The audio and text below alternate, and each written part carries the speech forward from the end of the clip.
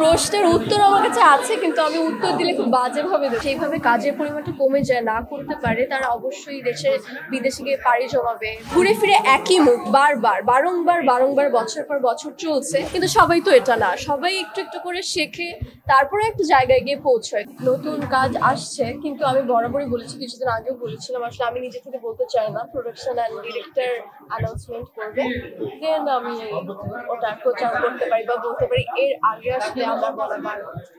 So এতটুকু বলতে পারি যে নেক্সট যে প্রজেক্ট আসছে, আই থিঙ্ক ধামাকা কিছু হবে, আর সকলেরই আমার সিনেমা নিউজ শুনে সকলেরই খুব ভালো লাগে।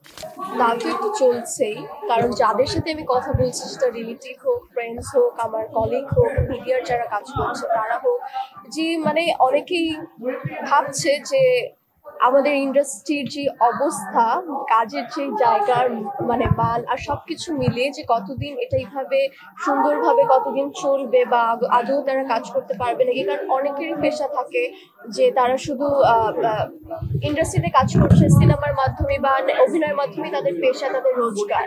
তো এটা যদি তারা কন্টিনিউয়াসলি সেইভাবে কাজের পরিমাণটা কমে যায়, না করতে পারে, তারা অবশ্যই বিদেশে গিয়ে পাড়ি জমাবে। আমাদের দেশের মানুষজন, আমাদের শিল্পীরা এখানে থাকবে না, ওখানে গিয়ে তারা হয়তো অন্যান্য কাজ করবে।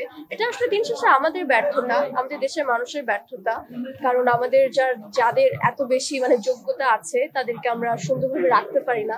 তাদের স্থানটা, কাজটা আমরা কোনোভাবে মানে ক্রিয়েট করা তো দূরের কথা, ওটা আমরা আরো কেড়ে নিচ্ছি। তো আমার মনে হয় যে এদিকে সকলের নজর দেওয়া উচিত, কারণ আমাদের বাংলাদেশে যারা আছে প্রত্যেকেরই দায়িত্ব, এখানে আপনারাও যারা, সকলের দায়িত্ব যে আপনাদের নিজেদের অবস্থান শক্ত করা, এবং অপোজিট সাইড যে মানুষ আছে, যে আমার ইন্টারভিউ আপনারা নিচ্ছেন, আমিও যেন কাজ করতে পারি, সেদিকে আপনারাও খেয়াল রাখবেন। এত কঠিন প্রশ্ন করে ফেলবেন না, কারণ প্রশ্নের উত্তর আমার কাছে আছে, কিন্তু আমি উত্তর দিলে খুব বাজেভাবে দেবো, এই জন্য আমি এইসব প্রশ্নের উত্তর দিতে চাই না। যেমন ধরুন কিছুদিন আগে আমি যেটা বলেছিলাম যে আমাদের শুটিং করতে দিচ্ছে না, যারা নাটকে কাজ করছে, উত্তরা নাকি শুটিং করতে দেবে না।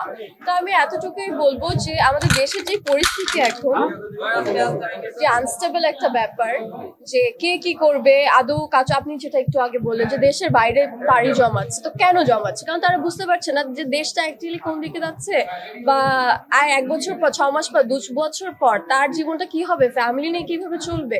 তো আমার কাছে মনে হচ্ছে দেশ যখন ঠিক হয়ে যাবে, যখন সবাই বুঝবে যে না, আমার ফ্যামিলি, আমার বন্ধু বান্ধব খেয়ে পড়ে ঘুমিয়ে শান্তিতে থাকতে পারছে, আমার অন্য কোনো টেনশন নেই, আমার মনে হয় তখন সবকিছু ঠিকঠাক হয়ে যাবে। আর ইন্ডাস্ট্রিতে অনেক মানুষই আছে, অনেক গ্রুপিং খেলা হয়, এইটা বাদ দিয়ে যাদের পোটেনশিয়ালিটি অনেক বেশি, দক্ষতা অনেক বেশি, যারা কাজ করতে চায়, যাদের যোগ্যতা আছে, আমার মনে হয় ডিরেক্টর, প্রডিউসার, হোয়াটএভার, যে যেখানে আছে, তাদের এই মাথায় রাখাটা জরুরি। কারণ দিন শেষে আমরা প্রত্যেকেই দেখি যে ঘুরে ফিরে একই মুখ বারংবার বছর পর বছর চলছে।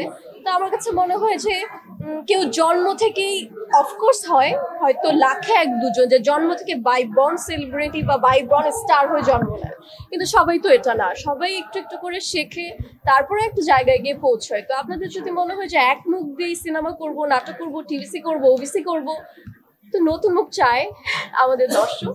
আমার মনে হয় এদিক থেকে নজর দিলে আরো বেটার কিছু।